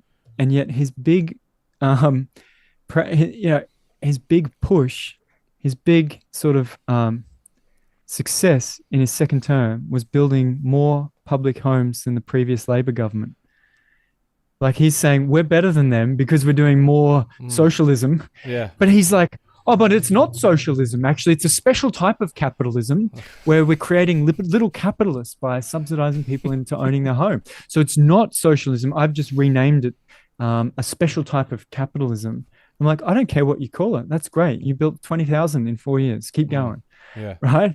So we've got this, we're talking here. It's like a safety net. It sets a minimum standard. It's not controversial. Fuck, just call it capitalism like he did. Let's create more capitalists, subsidize people. It's this weird salesman's trick, right? What's that famous guy? The famous salesman in the US. Anyway, it's just I don't know. Anyway, it'll come to me. He's famous for sort of not Edward Bernays, maybe inventing Bernays propaganda. Bernays was the advertising guy, right? Who was No, there's another guy who's like a traveling circus guy who's famous in selling. Maybe things. Chat Anyway, knows. Maybe Chat knows. Tell us. Yeah, maybe. But it's a little bit like that, right? Like you can call anything. This whole socialism, capitalism doesn't matter. It's just like people who don't have houses, we should have systems there to get them into houses that are stable and below market. Like it's not. There's a lot of different implementations and institutions to do it. You can call it whatever you want, but this idea of tricking, property owners with a different tax that are going to suddenly flood the market and wipe $3 trillion off the value of every house in the country. I just haven't seen that ever happen before. Actually, okay, this is interesting because so I would class you broadly as very sympathetic to Georgism, right? And using its insights. But there is a little bit in the book that might upset the Georgists where you say, and this is what you were just hinting at, right? When you say replacing a stamp tax with a land tax, you don't think it will do that much for house prices, the market, anyone really, except maybe property companies, or maybe even nobody, maybe just nobody. Oh, look, it's been a real weird thing that I don't know what it's like in the UK. So stamp duties in Australia are between 2% and 4%, basically. So if you buy $1 million house, you pay $35,000 in New South Wales to buy it. And we could have basically for the state government to put your name on the title and stamp it, right? It costs you $35,000. Now, it's also true that the title system in Australia is insured. So if you actually go to the US, right, you have to buy titles insurance because someone can come along and claim, no, sorry, I didn't actually mean to sell it to the previous guy who sold it to you. I actually own this property still, right? So the title has to follow this chain. I think the UK is still like this. You've got to follow every step in the trade and make sure all trades are valid. Okay. In Australia, we have the Torrens title system, which basically says, if we put your name on the title, we guarantee it. If someone claims that they still own this and they win the claim, we will pay them for you. Okay, so you're 100% guaranteed as soon as your name's on the title. So in the US, for example, you might be paid when you buy a house between $2,000 and $6,000 in title insurance to make sure that if someone says, sorry, I actually own that house, that there's, you don't end up losing it, right? The title insurance company will pay them out. That's a random aside to just get to the point that stamp duty is basically it's a Tobin tax on trading property. Yeah. Right. So Tobin tax is like a trade on small percentage cut on trading an asset. And we know that if you tax trades, you get fewer trades, right? Because that's the margin that you can adjust on. But we also know that in terms of price, the incidence of the price is on the seller, right? So if you are willing to pay $1 million when there's let's make it a round number, 5% stamp duty, that means you're willing to pay $1,050,000 all in to own that asset, right? So if you remove the stamp duty, why are you now suddenly only willing to pay $1 million all in and not $1,050,000 all in? Well, you're not. You're still willing to pay $1,050,000, and so the seller gets that money, right? That wedge between the price and the market price and the after-tax price actually is incident on the seller. And we know this, everyone knows this, there's lots of research on this. So And you can think about it. You're at a house auction. I don't know if you auction houses in the UK much, but it's the huge thing in Australia to sell houses by auction. And you can have each bidder there at a million. Do I have another bid? Do I have another bid? And then suddenly someone hears on the radio, oh, no, you don't have to pay $50,000 stamp duty now. It's zero. Keep the auction going. And so you just bid up, right? Yeah. You save both bidders 50,000, so you bid it up, and now the seller gets it. So we know it doesn't make the all-in cost of buying cheaper. We know it makes the money you get from selling higher, and we know it increases turnover. And one of the forgotten parts of this is that turnover is not just owner-occupiers relocating. Turnover also includes investors selling their property with a tenant in it. And in Australia, the most common reason for a tenant to move is the landlord selling the home. Right. So people go, you're limiting moves by taxing stamp duty, right? Because owner occupiers want to avoid paying taxes. It's costly to move every 5 years, right? It's 50,000 every 5 years or whatever. So they move less often. That's bad because mobility is good. Why is it good? It's not clear. No one's argued that why it's good, but it's apparently good. Fine. So if mobility that you want is good, is mobility that you don't want bad? So all those tenants, it's a third of the market are tenants who are moving much, much more frequently because landlords are selling and maybe spending $3,000 or $4,000 moving, new house deposits, clean up, everything else. Isn't that a cost? Should we acknowledge that? I don't know. So in New Zealand, there's no stamp duty, right? Zero. Costs you nothing. Do you know what? New Zealand has all the same issues in Australia. But, what's worse in New Zealand is that the main reason tenants move is because the landlord sells. Sorry, in Australia, that's not the main reason. It's like the third reason. So in New Zealand, that's a bigger problem because there's no stamp duty. And do you know what? They're having the exact debates about housing that we're having here. So that's the stamp duty part. And the other point is that when you buy a house, you by definition have lots of money and ability to get leverage because that's why you're buying a house. You're in a position where you've got that ability. So I call it a high liquidity event. So you don't really notice. Yeah, it's a lot of money, but you don't notice because it's a small amount in this high liquidity event. A land tax that you pay every year or 4 times a year for the rest of your life often happens at low liquidity points in time, right? Like when you're retired and on the age pension, right? And so I'm like, what difference does it make if you just pay this up front rather than an ongoing? I mean, there's an equivalence between a stream of payments and an upfront payment, right? The present value of that stream is this. Yeah. They're economically equivalent. And what's funny is a lot of advocates, they say, get rid of stamp duty, make it a land tax. I'm like, okay, what about pensioners? Are we going to end up just subsidizing their land tax because they can't afford it? Oh, no. What we'll do is we'll accumulate it and charge it as a lump sum when they sell, when they eventually die or move out. Right. I'm like, say, you're telling me that you're going to accumulate this cash flow that was really important to become an annual cash flow and charge it as a lump sum on the sale of a house. And that is better than the system we have, which is a lump sum on the sale of a house. Yeah. You're basically getting us back to the same point for all the pensioners and then sort of annoying everyone else by not taxing at the high liquidity event, but on the ongoing basis. I mean, we in the ACT, where Canberra, Australia's capital is, they have for now, they're about 14 years into a 20-year transition from stamp duty to land tax. So stamp duties are down by half, land taxes have doubled. They've actually realized, stamp duty is really good. We're going to keep it. Yeah. We're just going to keep it at 2.5% instead of 3.5%. And they've rolled in council rates and state or territory taxes into a single other tax. So essentially now they're totally funded by property taxes and stamp duties. And they're raising lots of money. Everything's great. But do you know what? Rents aren't cheap. Yeah. Yeah. So it's still not working. No, that was really clearly explained, and it's about when you pay, right? The land tax is kind of continuous, whereas the stamp duty is you sort of during a windfall. So actually, for a lot of people, the land tax is much more troublesome.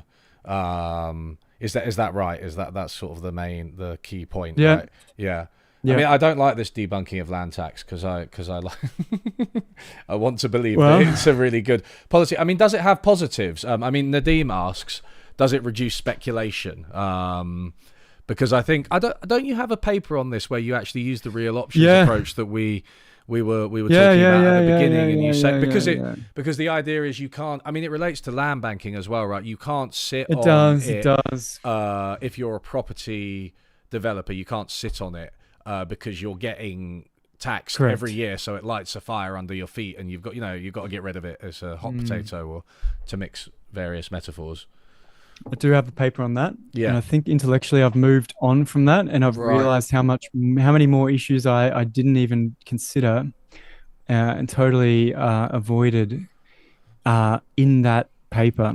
And Oh, oh, there are many. Like this is just so everyone's clear. When you're really trying to say and explain and model things that have never been done before, you're just making it up. You're doing your best to represent reality yeah. because you don't have anything to sort of anchor it on. And so that's what I was doing, and I was trying to keep it simple. And the land tax in that model is a little bit like it's sort of modeled as an increase in the interest rate, right? Mm. So it's an extra cost for waiting, giving up something else. But um, there's a few issues. There's quite a few issues with that. How do I start explaining it? I do have an article coming up on my Substack in a few weeks, Okay. fresheconomicthinking.com, where I get into why that's wrong and what the cutting edge of thinking is. But let me try and explain it. So you have, we're back to the absorption rate, right? And we're trying to stop speculation by accelerating housing supply, bringing tomorrow's production into today. Yeah. And the price of waiting is essentially what you're giving up in the interest rate, right?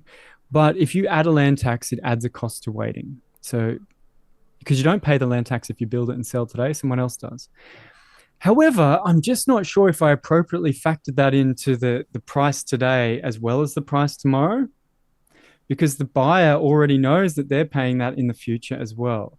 And I suspect that instead of making, so this is go today, this is wait, instead of making waiting worse, I actually think it makes both worse. It just brings Right. the same. And so the Right. intertemporal trade-off is relatively similar. And um, there's a few other reasons why that might be the case. And secondly, it matters in the cycle as well, right? Because when land values rise, they're like a leveraged bet on the price of housing, right? So they rise more than in proportion. So if the house price goes up 20% and land value is half of the price, right? And the construction cost is fixed, your land value actually rises 40%. So in the boom, it might be have a big effect, but then in a bust, it sort of slows you down, right? Because if next year's price is lower and things are falling, you're getting bailed out because your land value tax is going down, right? So Wow. it's sort of bailing you out in the cycle. And so the net effect of that, I don't really know either. So there's a couple of issues in the details. And, I'm happy to admit that that's not the perfect paper, but I think it advanced us so that we can now have this conversation, Yeah. Yeah. right? Absolutely. With the framework of the intertemporal trade-off and how you model that appropriately. So yeah, so I think where my mind is hovering at the moment is that there is an implementation effect, right? So there's a once-off effect of everything has to get repriced, Mm-hmm. and in that process, is there some bringing forward, right? Yeah.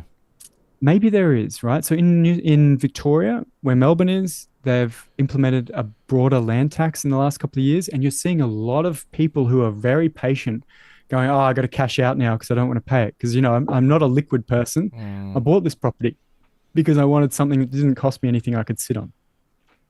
And now more liquid owners are purchasing those, and they're like, oh, okay, now there's a little bit of pressure to activate that land.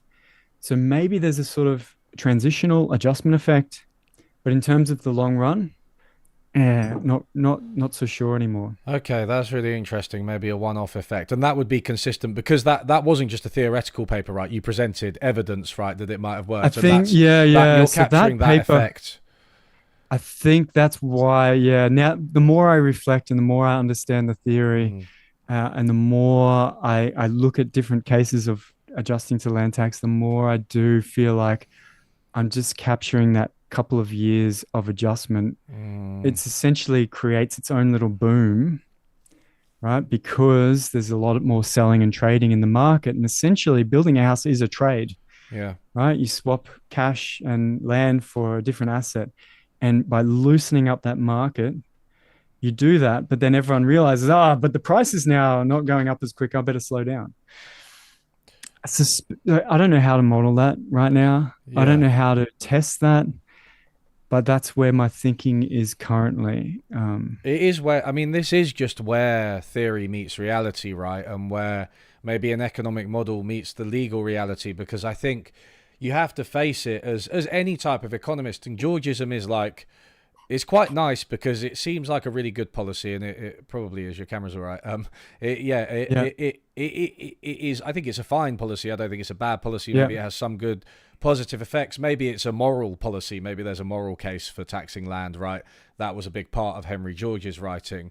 But yeah. I think the kind of any one neat trick to solve everything is bad, I think. And I when you get down to it in the way you were speaking about it and what you discuss in your book, and you're like, well, stamp duty in practice, when you work out the practicalities, it kind of ends up being really similar to a land tax. And then you realize That's right. you've made Yeah, these theoretical distinctions that are really relevant in an economic model, but in the legal messy reality, it's like, yeah, I mean, I had, because I know people who run businesses, and they're like, well, VAT and corporation tax, I kind of pay them in the same way, in the end. And it's like, actually, it's the distinction isn't as clear cut as we'd like to think as economists when we're being clever about which exact tax is going to be the best and solve everything, right?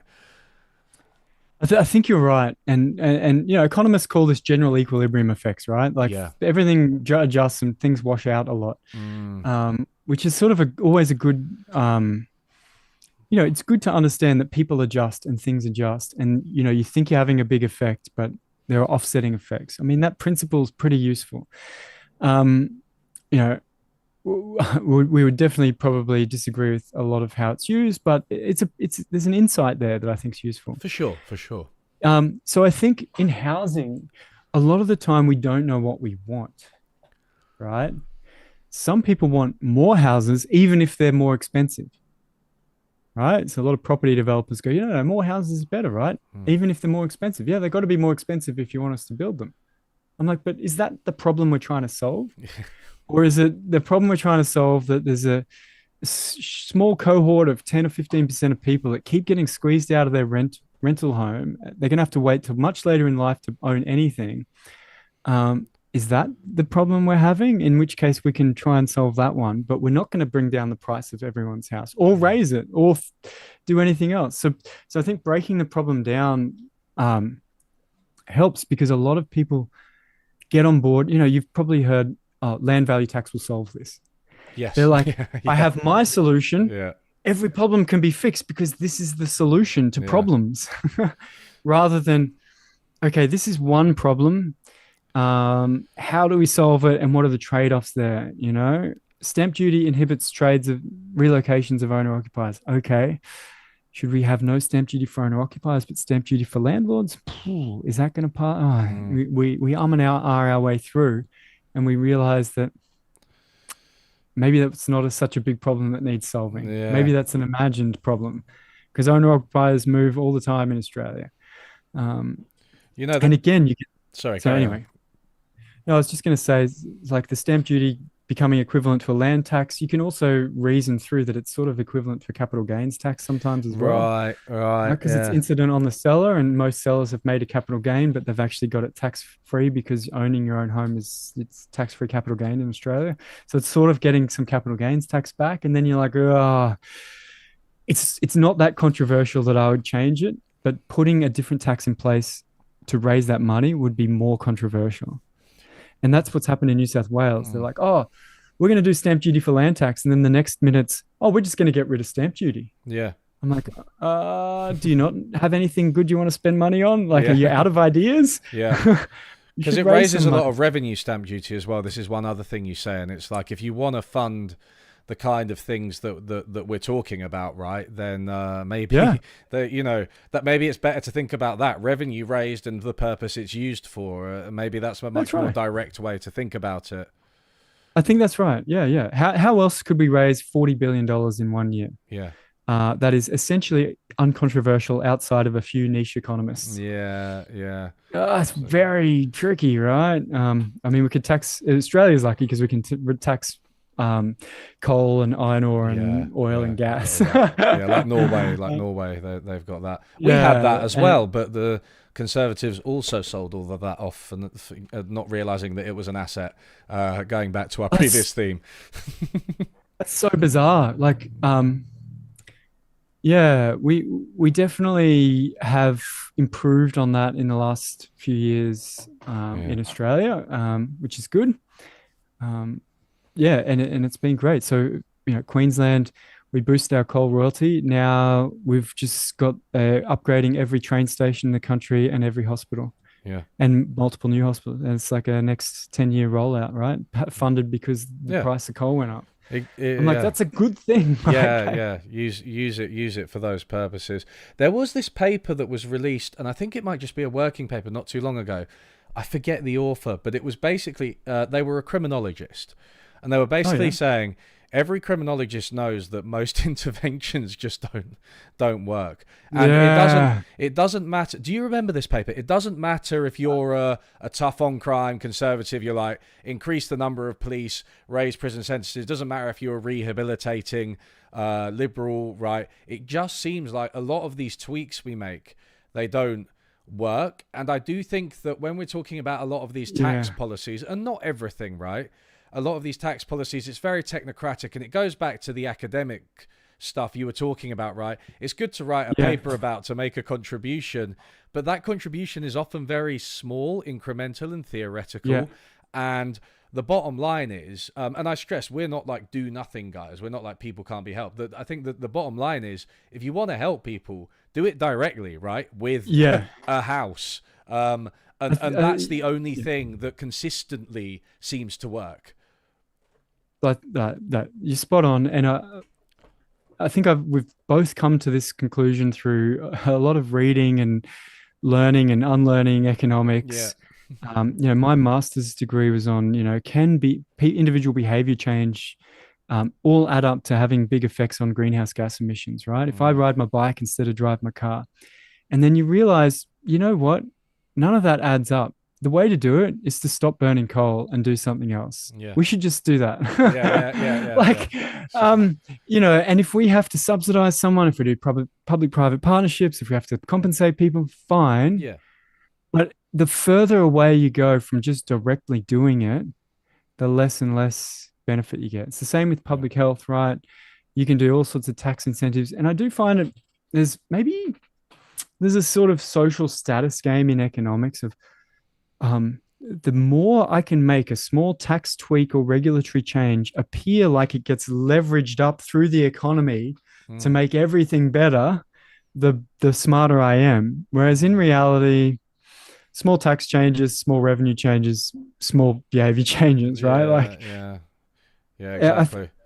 I wonder if we could come up with a line. What did you say? Most criminal interventions don't work. Yeah. Yeah. Oh, yeah, most economic interventions don't work. Most Right. economic interventions don't work. Yeah. And I Yeah, think, yeah. I Like mean, the you've seen direct this ones. in behavioral economics as well, right? Which is my field.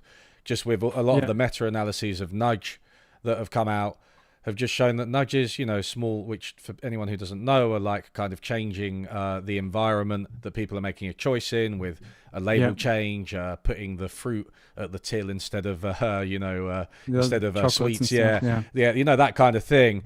Some of them Hmm. do work. And I think it's probably good to think about behavioral economics when you're designing any policy. It's a good input. But at Yeah. the end of the day, this one neat trick, again, most of them don't work. Some of them backfire.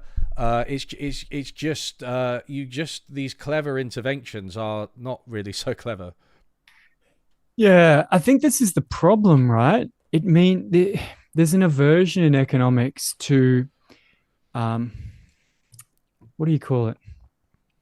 This is almost an aversion to intervention or um, anytime a public agency or even if it's a public-private partnership or there's some sort of political direction to an institution, economists just lose their heads and they can't think Yeah. about it. It's too hard. They're very averse to building up state capacity, building up institutions. You know, they're very good on corruption often, Yeah. but this building up capacity stuff, they're like, nah, no, there's got to be a tax trick because I'm going to use the magic of market forces that may not even exist in that area, Yeah. right? Um, Rather than, hey, imagine public schools, right? I think public schools are pretty uncontroversial that there's a huge collective benefit, from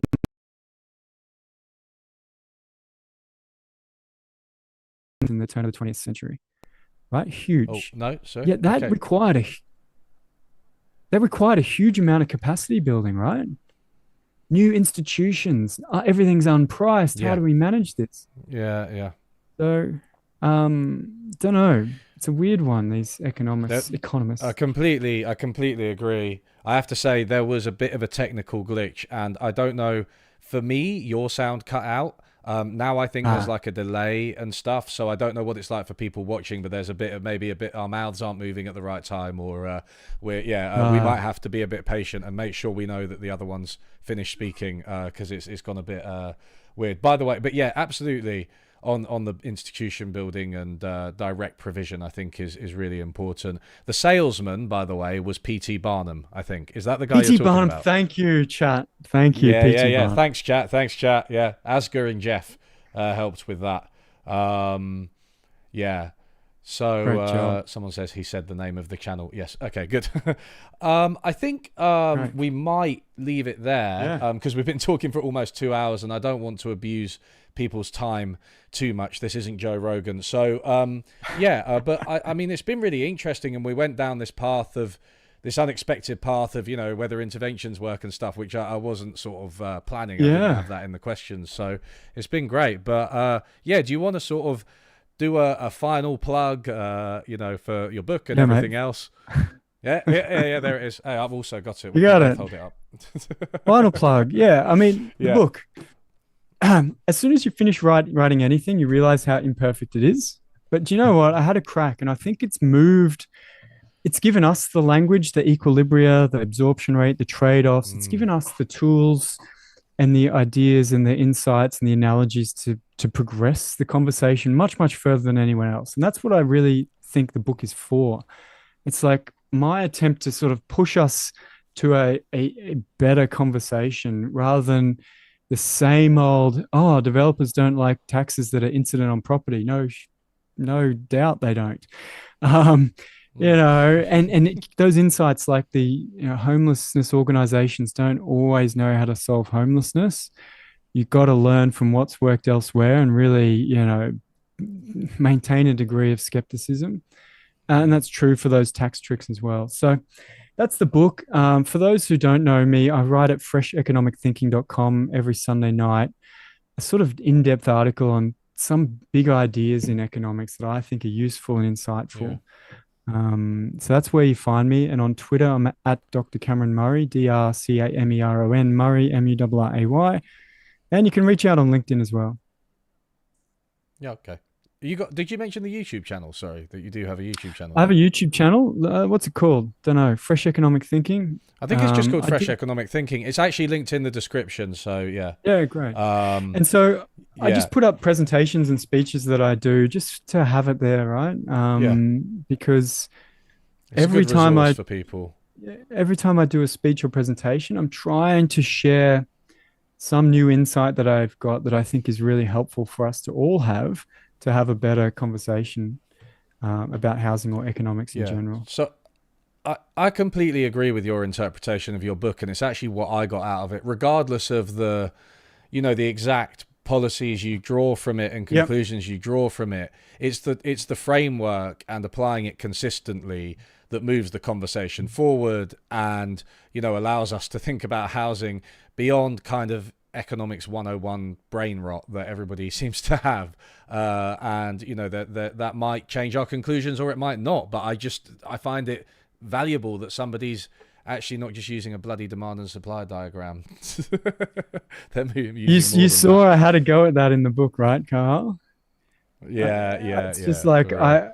as I say, if people say it's demand and supply, right? Demand that has a specific meaning in economics. It just means buyers and sellers. It doesn't Yeah, tell you why no, buyers willing to buy and a seller's willing to sell.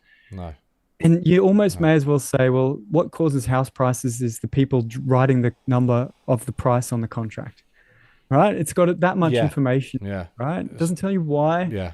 Of course, when we Completely agree. trade, buyers and sellers set prices. Like, of course, don't be silly.